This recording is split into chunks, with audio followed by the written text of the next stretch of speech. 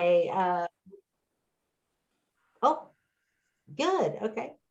Um, yeah, so we have all these agreements that we've made while we're being domesticated. We're domesticated about what our language is. We're domesticated about our spiritual beliefs. We're domesticated about our family style and our family unit and what a normal uh,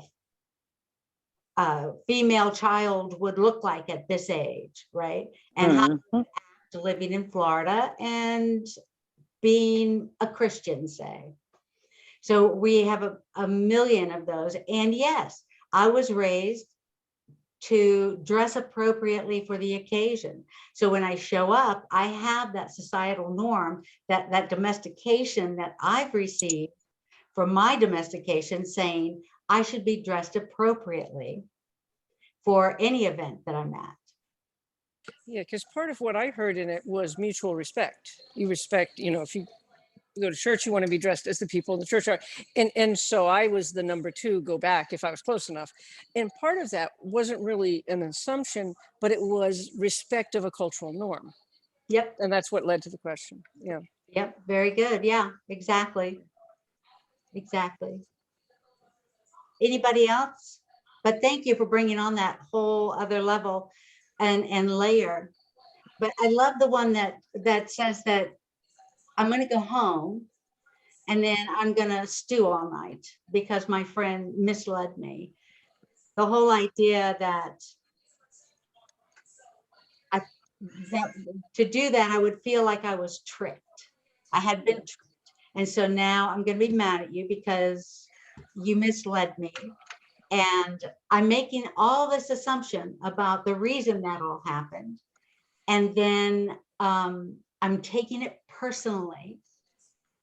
And as I am, even if I'm not talking to anybody else, as I am taking it personally and thinking about how you wronged me with the wrong information, I am sending, as Ruiz would say, poison out to you and to everybody else involved in my mind by thinking bad thoughts or sharing bad things with other people, gossiping about the fact that you would not believe what she did to me. And if we were in the room and we were explaining to everyone why, there's a very good chance that we'd be putting the blame on our friend and therefore spreading that poison. So we end up with we make an assumption, we take it personally, and we are no longer impeccable with our word. So we can go right back down through those three in a nanosecond, which I think is just awesome. Anybody see me? I'm sorry. Hi, Karen. Yeah. Hi, sweetheart. I haven't seen you in the longest. Do you remember when we came, the duo, my drummer and I, and came and played for the? See, somebody finally remembers. Hope you're well. Thanks. So the exact question I kind of missed. What did you ask the class? If they came to an event casual when it was not a casual event, what would they do? Out of the four choices I gave them, which would they pick? That's all. So so when he says all the sadness and drama you've lived in your life was rooted in making assumptions and taking things personally. I've read this book like 4 times, but for some reason I've never actually seen that before until now. And I've made it kind of a personal challenge for myself to not just today look at it, but if I'm reminded, if a song brings up a bad feeling or brings up anything at any time, I want to look at it and say, what are the assumptions that I made in that? And it's easy to look at a situation for myself and say, well, I wasn't making any assumptions, but it's virtually impossible that we didn't make any, right?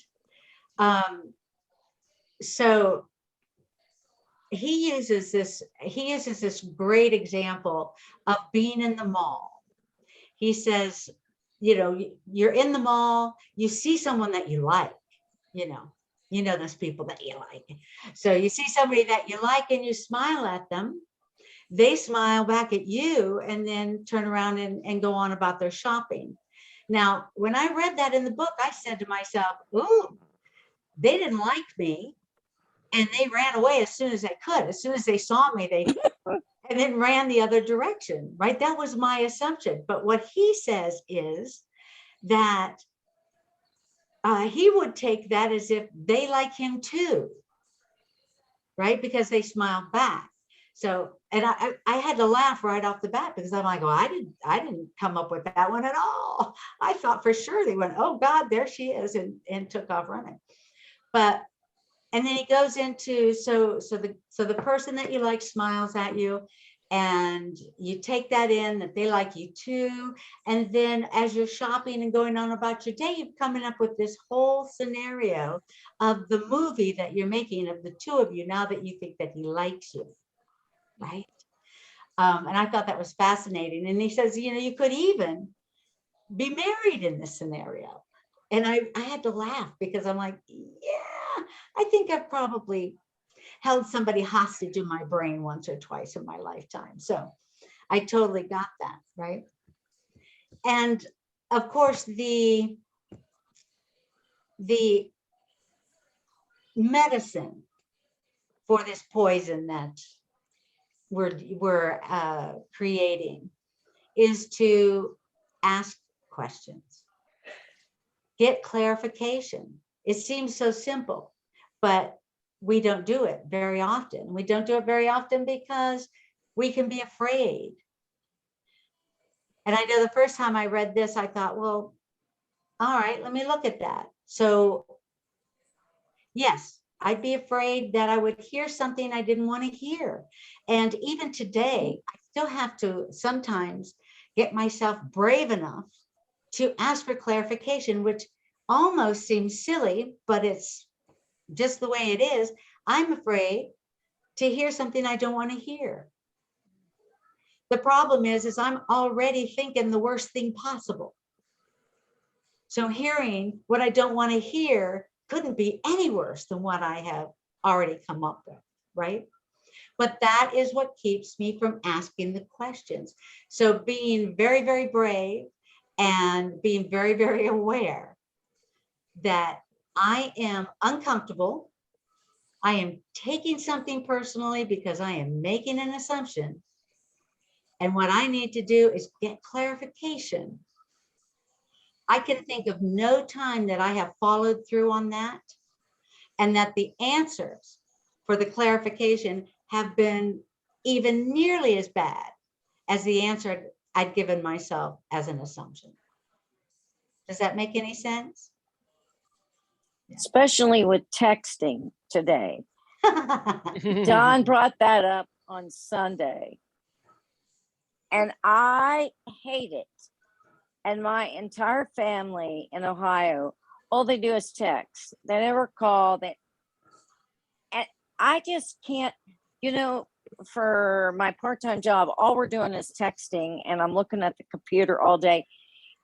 And people, they take things totally out of context of what you meant. It just was never meant for a long conversation. And it's become a part of our culture now. Yeah. You know, of course, people come and talk to me. Being a minister, that's part of what happens, right? I love taking the text and reading it and going, I didn't get that at all. They didn't sound mad. They didn't sound happy. They didn't sound confused. They didn't sound, you know, and I understand how you made that assumption and how that hurt your feelings. But bottom line is, if I just read this, it doesn't say that to me at all. Well, I know them. Well, no, really, you don't until you ask them if that's how they meant it, right? Did I see a hand go up, Barb? Yeah, Barb has her hand up, and then so does Vicky. I just want to say, I think one of the hardest things for me is the assumptions that I make in my head in those conversations where there's nobody to even ask a question of, because I've created this whole scenario in my head and I've played all of the parts and I know what's going on. And that can go on for a fair amount of time before I come awake and recognize, oh my heavens, I have just created this whole scenario. I am heartbroken because of something that I have imagined. Yes. Mm. Yes. Mine usually happens in the shower when I'm shampooing my hair. And by the time I'm rinsing out the shampoo, I'm like, wait a minute, why am I so angst? Why do I feel angry? Well, because I just worked myself up into a lather. Hey, Vicky, what you got? Yeah, I was thinking about text. I like text messages. I'm more of an introverted, so I love text messages. Okay. However, people, not just me, but everybody has to be careful with written language. Mm. With written language, even a joke can sound rude. When you are speaking in person, you have body language, tone of voice. So so most people will make assumption from something that they are reading in a text, or so I guess you have to be more careful. Yeah. Gotta be. But I like text messages, and I like to be short and precise, and I hope I don't confuse anybody. I can be very, very short and concise. Yeah. Unless I'm trying to confuse Dawn. But otherwise, I can be very short and concise. And sometimes that's taken personally. Sometimes people will say to me, well, that wasn't very nice. Or you can't boss me around like that. Oh my God. See, yeah. So what about our panelists?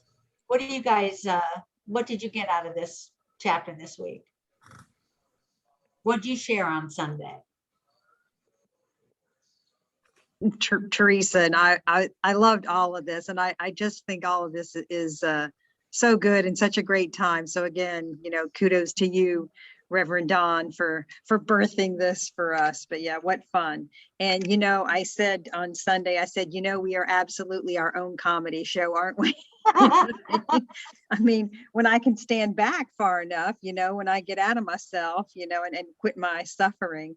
And this term, some of you have heard familiar with this, that we're the egomaniacs with inferiority complexes, Right. and, making it all about me and all those things. And I'm loving this, going back through this again and just seeing how all of these agreements continually build on themselves, so I think it's really, really good.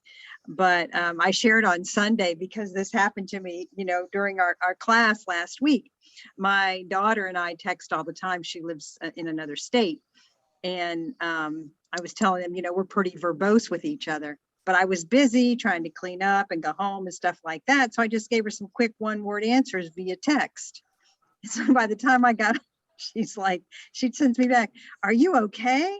You only gave me one-word answer." I go, "Yeah, no, I'm fine, just busy." She said, "Well, in text, that means you're mad."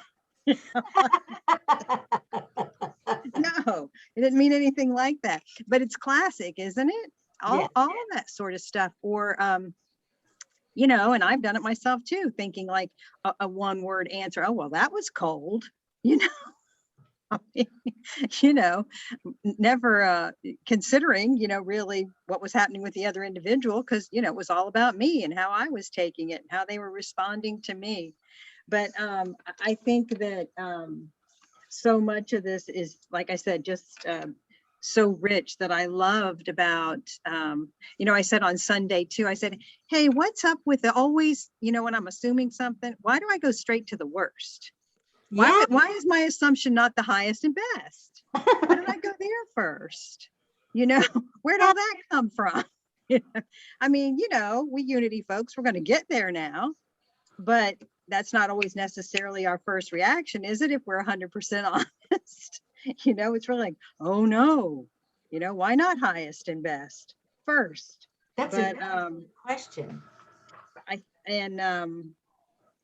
just love the part of him emphasizing again that it's my responsibility to get my own clarification that I need. You know, it's my responsibility to ask the questions. And not only is it my responsibility, but that's how I'm here to honor myself and find my voice again. It seems so simple when we're reading it in this book, doesn't it? It's like, well, of course, ask the question, but then when you get into those circumstances, it's all of that dream that you've brought with you, or our baggage that we've brought with us, that, makes it feel scary, Very. and then all the assumptions that we'll make about others thinking about us if we do step out there and ask our questions, or whatever else we want to do. But yeah, it's packed full. And I also love where he brought out the point about all our agreements that we have around communication. That's where, it all just kind of builds on itself, doesn't it? But yeah, really good stuff. Great chapter, as all of them have been. But I like the empowerment piece of it always. Find your voice. You deserve to ask the questions that you need to ask. And wait, there's more. You can ask more than once. Even the same question. Imagine.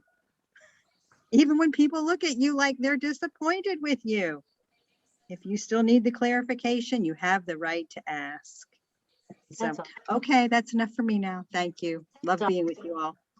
Yeah.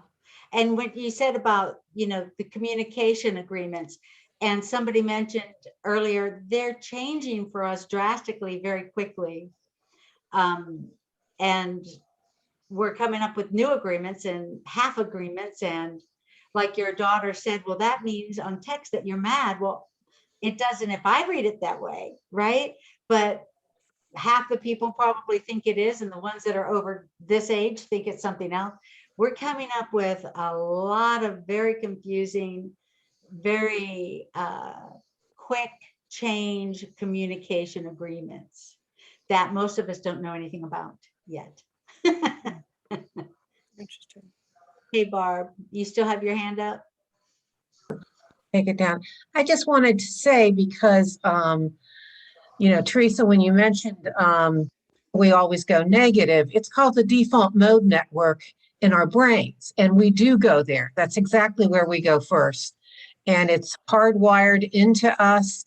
And that's why I think unity is so important, because it gives a method for how do we move away from that automatic assumptions. And, all of Don Luis's stuff is of course part of that too. But when I learned that, I was like terribly relieved. Oh, it's not just that there's something wrong with me that I do that. It's something that's part of being human. And it's called the what? Default mode network. And it's actually, they can measure it with brain scans and that kind of stuff. That when we're at rest, that network is just kind of playing in the background. And so that's where we go, which if you think about it, if you think of evolution, that kind of makes sense, that we have to be on, kind of guard and, looking around the corner to make sure nothing is coming up, against us. So anyway, that just helped me when I learned that. Thank you. Hi, Hank. Hey, Roxanne, how are you? Very good. Thank you. So I was at Unity of Melbourne Sunday, and one of the stories I shared with them is kind of the opposite version, but it was a positive assumption. When I lived in Atlanta, I was working for a Southern Baptist church as worship leader and music minister. And when we would finish, the pianist and I would go and sit on the side. And the minister, who happened to be the pianist's husband, said one day in his talk that he was just amazed that his wife and I took so many really good notes while he was talking, and that we were so actively paying attention and writing down the thing he was saying. And then when he finished, his wife looked over at me and said, should we tell him we were writing down our grocery list, things we have to do this week, or just let him believe that? So sometimes we do make positive assumptions, but they're still assumptions and they're still wrong. Right. That's so funny. They're almost never accurate, Right. almost never. Don, what did you share on Sunday? Nancy has her hand up. I want to see what she has to say, and then I'll add. Okay. Nancy, did you have a question? Yeah, I just wanted to make a, a statement too, that one of the things that I thought was really interesting in the chapter was how they said that we have a need to fill in the gaps. And that's why we do the making the assumptions, is that that's what we do. And then we have that as our story. Mhm. And so the other thing that you said was, you know, how important it is to ask questions. That was really the key, is asking questions. But to ask a question, I have to assume that I have the relationship that it's okay to ask questions. So I have to make an assumption before I can ask a question. And then I also like that we said that in order to ask questions, I have to be prepared that somebody can say yes or no, and also that I can receive yes or no. So those were really important things that I got reminded of in this chapter. Thank you, Nancy. That's great. Yeah, very good. Couple points that that I talked about on Sunday that we haven't touched on yet. And one is that one big assumption that we make all the time is we always believe our thoughts are the truth, that we're really very easily led down the road of, well, that's what I know, or that's what I think. So because it's my thought, it's the truth. And all of our thoughts are bubbling up out of our subconscious, which is based on all kinds of experiences that we don't even possibly even remember. And you don't know whether they were right or wrong, but we assume because, well, I thought of it, so it has to be right. It has to be the truth. So that's a big assumption to question is, you know, don't just assume because it's your thought, it's the truth.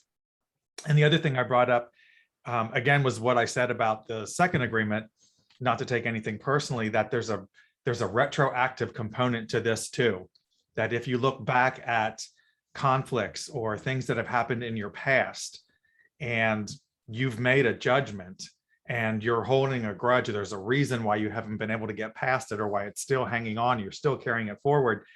You know, if you go back and look at it, what were the assumptions that you made at that time? And were those assumptions correct? And even if they weren't correct, what if they weren't completely correct? You know, could you entertain the possibility that you assumed you knew exactly what someone did and why they did it and how they did it and their motive behind it? And if you can just let go of the certainty of the assumption, doesn't it open you up to the ability to release it a little bit more, let go, and move towards the ability to forgive? If you realize it might not have been, you can't be as grounded in your judgment and in your grudge and in what you're holding on to, if you realize, ooh, I may have made some assumptions in there that may or might not have been completely correct, and how forgiving and releasing and you know, what you can unload by looking at it that way. Right. You know, the only thing that we are really sure of, that we can really know is the truth in anything that we're assuming, is that if under those circumstances, if I behaved that same way, that's why I would have behaved that way. But I don't know why you behaved that way. Well, I behaved that way because I was scared, or because I didn't like that person, or because I needed to go and do something.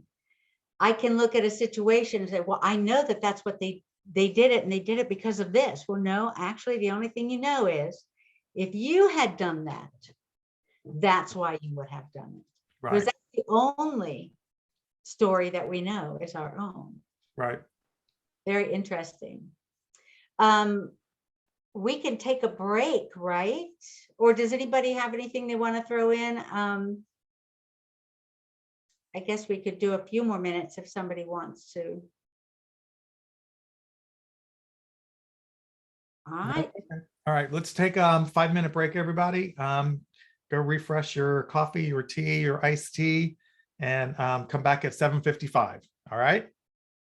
All right.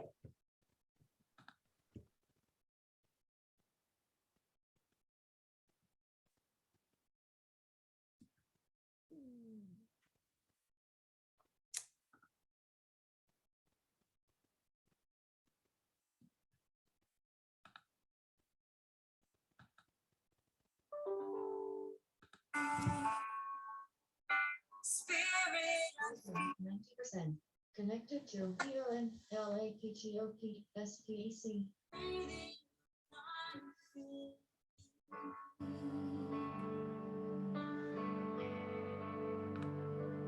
In this moment, truth and clarity find their way to me.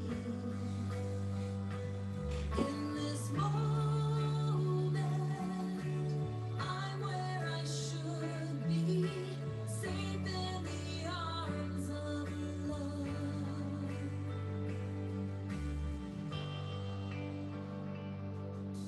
Blessings abound in this moment, silent and open, listening. Spirit, I feel a blessed unfoldment, breathing new life in me.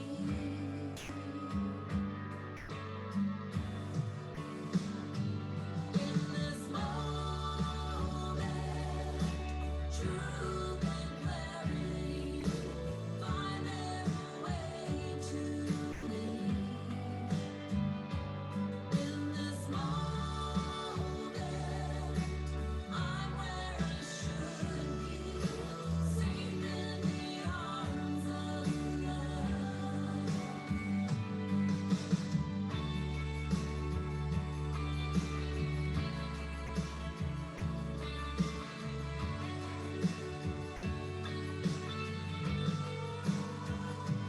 I'll trust myself. I'll cease this day. I'll go my heart will lead the way. I'll trust myself. I'll cease this day. I know my heart will lead the way. I'll trust myself. I'll cease this day. I know my heart will lead the way. I'll trust myself.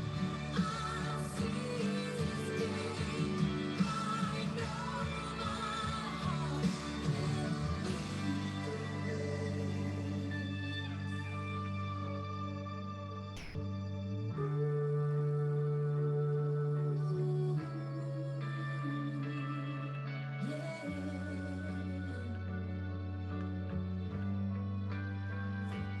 in this moment, I'm where I should be, safe in the arms of love. In this moment, truth and clarity find their way to me. In this moment, I'm where I should be, safe in the arms of love. In this moment, in this moment, in this moment.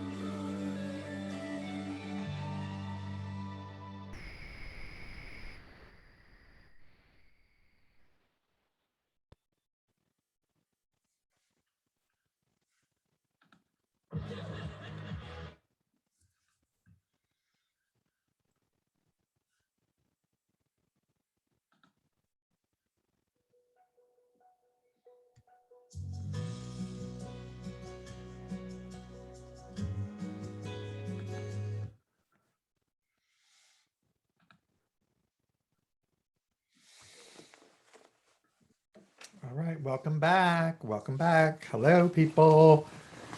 Turn on your camera so we know you're here. I hear people running down their hallways.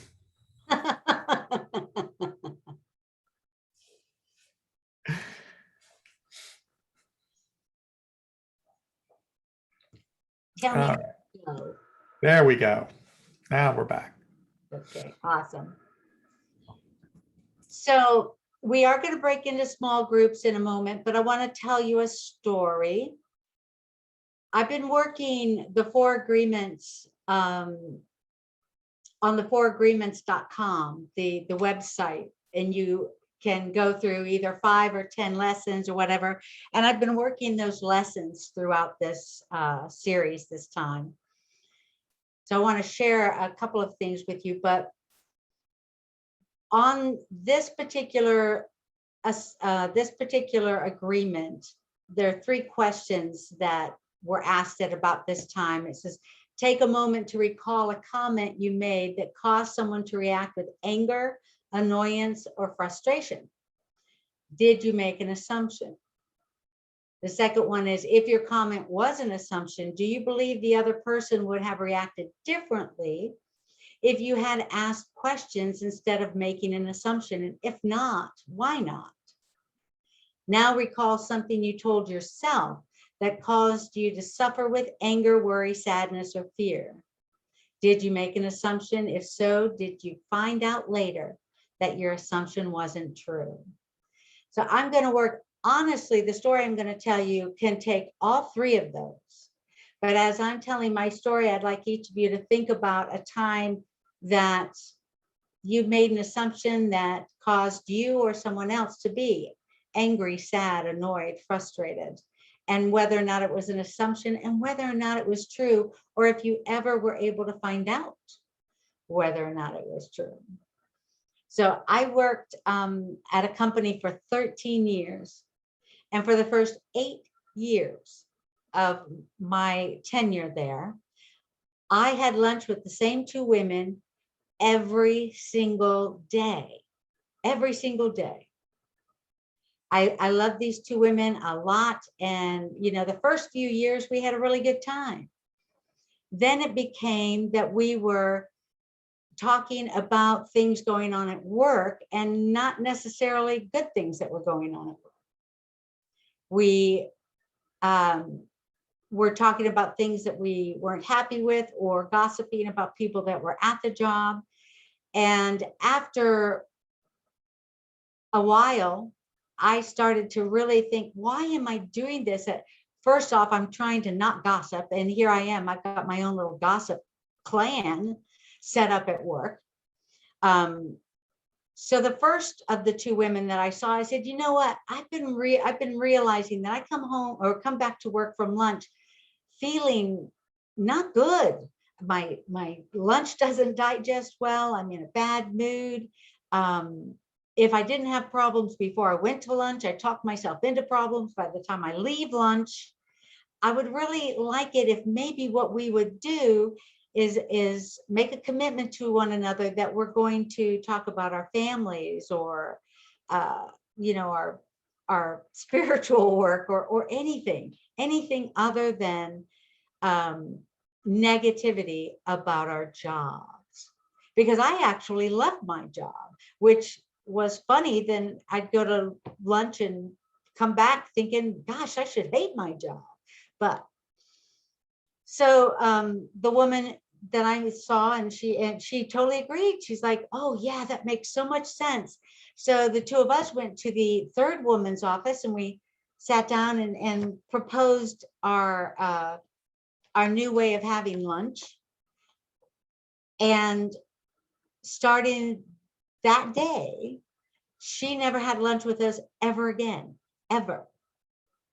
Now, I've told that story. I told that story for at least 10 years. And my point was that she didn't agree. She didn't want to be positive. And so she quit having lunch with us. Never had lunch with us again. One day I told that story in a Martha Creek class. Everybody know Martha Creek? And she's a big Katie person. You know, is it true? Is it really true? You know, that.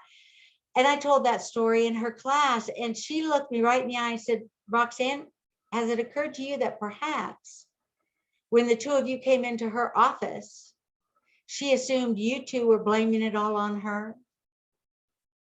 And I went, oh, no. All those years, it never occurred to me to look at it in any other way, never occurred to me to ask a question, because I was certain I knew that the reason she never went to lunch with us again is because she didn't want to be happy at lunch. I mean, insanity that I was spreading around, and like Ruiz says, poison that I've been spreading around 10 years after the fact. And in less than 30 seconds, Martha Creek had my whole brain turned around. And of course, you know, I shared that with the other girl that we were never eating. And then we went back and made apologies to the woman that never had lunch with us again. But it took 10 years for somebody to actually ask me that question and give me the opportunity to look at it differently, which is the same thing that happens if I'm in a bad mood and my partner looks at me in the morning and says, did I do something to make you angry? It's just enough to make me think a different thought. Whatever, of course you didn't make me angry, and I can actually see why you might think you had, because of the way I'm acting, the way I'm, you know, where my head is, all of that other stuff. So asking the questions isn't just about so that we get clarification. Sometimes our asking questions will give the person that you ask it to a whole new way of looking at a story they have in their head.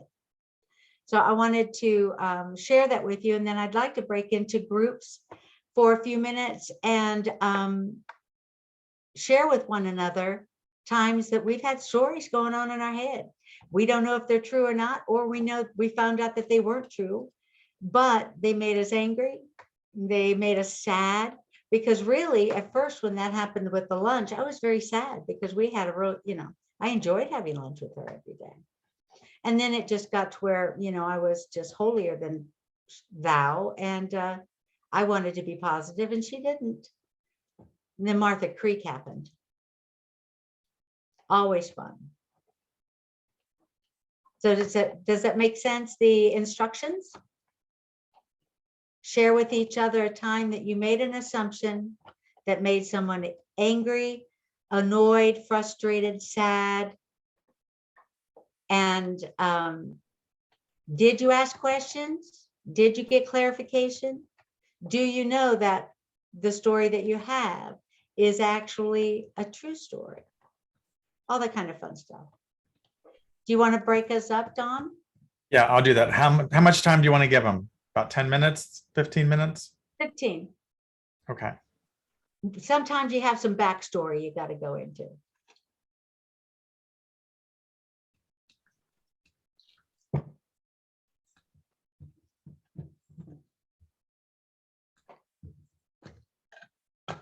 Okay, so you'll get a little pop-up screen if you've never done this before, asking you to go into a room and just click on accept or yes.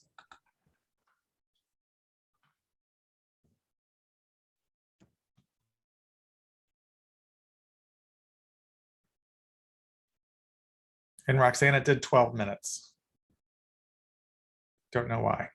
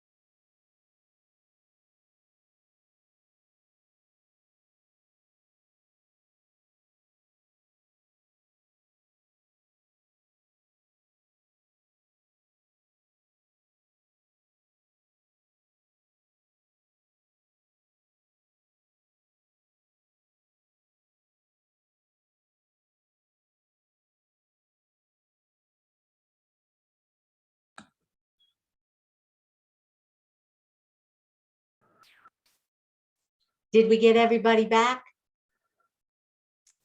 I think so.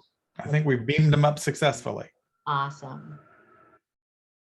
Faye, do you mind if I say the last thing that you told us? Oh, that would be great to share. Faye said that, we talked about how we always finish the story, how we always fill in the blanks and we come up with, we complete it. Our brain can't stand to have any open space and it'll complete whatever's going on. And she said that a friend of hers told her one time that you can't, or you're not allowed to fill in other people's blanks. And I thought, wow, what a great thing to remember. If you can remember that and understand that that is truly what your brain is doing, then you have the opportunity to step back from it and ask the question, or recognize that you can ask the question right now, but you really do not know what the truth is yet. Anybody want to share anything from their groups?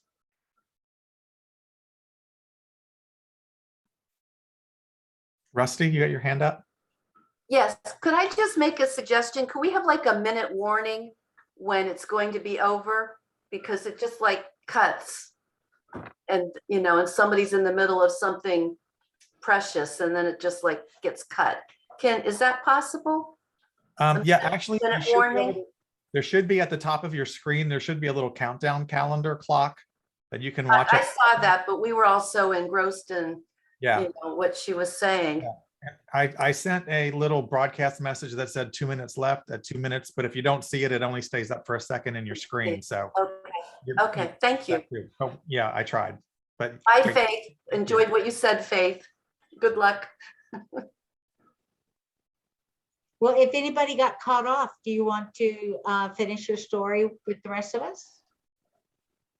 Anybody want to share their stories? Yeah, I wanted to say one thing that I thought was good about our group was there was a story about how someone made an assumption for other people, thinking that was in their other people's best interests. And it ended up made everybody unhappy. So that's a really important reminder that before you make the assumption that what you think is good for everybody else is, not good. So it could be a negative, could be a positive. Trying to be helpful, somebody can make the wrong choices and then you have a mess that you have to clean up. Wow. Yeah, I love that. Yes, Gary. Yeah, in our group, there were 3 people that told their story, and what seemed to be unifying about it is that it was complicated. That often there was, in one case, very specifically, a crossfire of assumptions. Two people that had a misunderstanding and both were assuming about the other. In another case, there were assumptions that were unspoken. In the first one I mentioned, it sounded like they worked through it and came to an understanding. In the other one, that there was never an understanding, that one person rejected the other because they assumed something that was never stated, and vice versa. Well, maybe the person who was telling the story, I don't want to put words in their mouth, was not able to get clarification. And then in my story that I told, I think that my assumption was correct about the people, but I didn't leave them room to work through their biases and overcome the thing that I was assuming they were feeling. And then when they did, I was gratified, and I felt kind of bad for making those assumptions and thinking the worst when I could have been thinking they're going to rise to the occasion and come through this, which they did. And then I admired them, and I came to love that person a great deal. So that it's complicated. There's a mix when there's 2 people involved, that different kind of assumptions are being made back and forth about each other. And which is why it's so important to ask questions and say, what are you really thinking? Mm-hmm. Good points. Very good points. We do have to take a deep breath and be brave and step into that scary part of, I don't want to hear that nobody likes me. Does anybody else, does that scare anybody else, or is it just me that thinks I'm gonna hear the worst from somebody if I Let me ask? tell you, Roxanne, when I came up with this idea to do this little joint venture thing, I started thinking of the assumptions that I made about that. And when I had to start contacting various ministers and to explain this and do this, I had these assumptions in my head that they're not even going to answer my phone calls. I assume that they're going to think, who in the world is this person calling? They're going to assume that they know better what's right for their congregation and not, I don't know what their congregation needs to hear. I had all these assumptions in my head on how this was just going to go nowhere and get blown out of the water, and it was all going to go south. But talk about having to step into your fear of going, okay, I'm going to ask anyway and push it out there. But yeah, I had all kinds of assumptions on how this was never going to work and what the reactions from the ministers were going to be when I reached out. Yeah. I am so glad that you stepped into that fear. I'm still waiting to find out what the next one is going to be, because I'm assuming we're going to do this again, Yes, we are. hopefully probably twice a year or something like that. I would love to do that. Sure. I've heard nothing but rave reviews from anybody, so Same here. I'm assuming we're going to do it again. Yeah. Ingrid, Anybody- you have your hand up? I didn't mean to. I thought I was clapping. Sorry. Anybody else want to share anything? I think that, so going back and looking at things differently in the past that I may have a resentment or a fear about is important, but to keep from accumulating any more fear, resentment, anger, if I can look at my, whenever I'm uncomfortable, whenever I'm angry or sad or uncomfortable in any fashion, if I can take a look at that and honestly ask myself, have I made an assumption? Have I made an assumption that made something personal, and now I'm filled with dread or whatever the feeling is? And then right away, step into the question, look at it with wonder. You know, somebody, an example that people use a lot that I hear is somebody cut you off in traffic, and instead of getting angry, recognize that you really don't know what's going on with them at all, that they could be rushing to the hospital, you know, to their child's there, or they might have an emergency, or you don't have any real understanding of what it is that's going on with them. So give yourself a break and don't be upset with them because they cut you off. Just say a prayer for them and let them move on. No need for you to lose your serenity when you have absolutely no idea what's going on with the other person. But any thoughts on that? Because I am making an assumption. Yes, Corey. The thought that keeps going off for me is I make assumptions all the time. It would be impossible for me to do most of anything that I do without making assumptions. Right. What I would like to be even more aware of is continuing to check out the assumptions I make. And the ones that I'm not able to check out, at least not pursue and take action on and go down a false path, but rather be at least restrained on those and take action on the ones that I can confirm and check out. Right. Yes, we make assumptions from the time our eyes open till the time our eyes close. And I'm probably making assumptions in my dream as well. I'm not looking that far. But what I'm trying to look at is what makes me uncomfortable. What are the assumptions I'm making that lead me to being uncomfortable? And so far, I've been able to identify an assumption that I'm making. And the cool thing is, if I can recognize that I just took something personally Why did I take it personally? What is it I'm assuming? And then ask the question right then.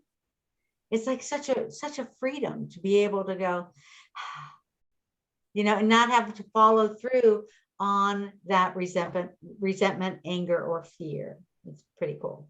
I've been having a good time with it. So And how do you close these out? I think also if what Corey's pointing to is just the awareness Yeah. that you have to make some assumptions just to function in the world. But if you're aware that you're making assumptions, it takes the certainty out of them. It takes the power away from them. And it takes that it becoming embedded into what you believe as the truth, because you're aware that there's a possibility I've got this wrong. There's no one to ask a question right now. I can't be positively sure right now. I'm assuming it's right, but I know I'm acting on assumptions as opposed to I'm taking this for gospel right now, because that's where we start living a play that hasn't been written yet. Yeah. Yeah, I heard that too.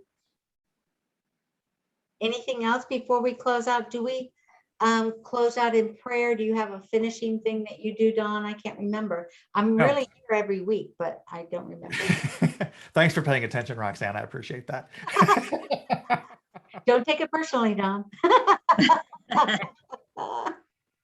No, I just want to remind everybody that if you are feeling spiritually fed by this class, to tithe to your home church in however electronic or physical format that you do, to honor your church and to support what they do and the classes that they bring to you and the spiritual growth that they're providing for you by tithing to your home church. And then we'll just end in a closing prayer. Roxanne, if you want to lead us in a closing prayer. Yes, and next week we have Teresa leading us in That's right. Always Do Your Best. I love that one. Anyway, all right. Thank you very much. Take a deep breath for me. Dear sweet spirit, we say thank you, thank you, thank you for the opportunity to come together and be real and authentic with ourselves and with others and grow in our spiritual nature.